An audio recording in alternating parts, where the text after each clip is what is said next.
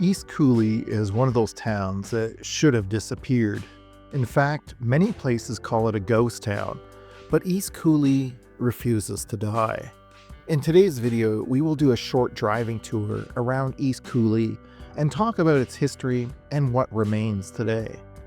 If you have ever lived in East Coulee or visited East Coulee, we would love to hear from you. Drop a comment below in the comment section and tell us what you think. Remember to like this video and subscribe if you enjoy videos like this and want to see more. Thanks so much for your support. East Coulee is now considered part of the town of Drumheller in Alberta, Canada, even though it is about 20 kilometers southeast of the town proper. East Coulee began in the 1920s and was a very enterprising location, and by the 1930s and 1940s, there was a lot of people living here. In fact, in this small area, about 3,800 residents called it home. It was primarily a coal town, and many worked in the nearby coal mines. However, as coal became less important due to natural gas and oil, the community started to slow, and it began a very bad decline. In the 1950s, the population began to plummet and businesses closed very rapidly. By the 1960s, only a hotel, a garage, and a small grocery store remained. In the 1970s, the only school in town closed its doors.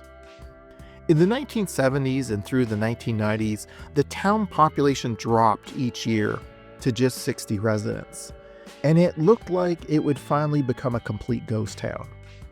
In 2006, an effort was made to revitalize the town and people started moving back. Houses were super cheap, from $8,000 to about $20,000 for a 4-bedroom house.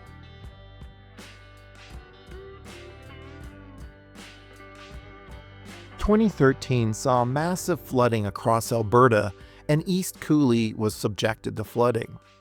Real estate plummeted and people started moving out once again. Last year, the town of Drumheller saved East Coulee by putting up a large berm to redirect any future floodwaters. Today, East Coulee remains inhabited, and it would make for a great rehabilitation area. The East Coulee School is now a museum and a tourist attraction for the area. Today, the population is just over 200, with many of the original miners' dwellings being restored. Home prices here seem to fluctuate up and down constantly. In recent times, the prices have been astronomical. Let's continue our drive and see what remains. In a future video, we will visit the museum and do a walking tour around this little town, so stay tuned.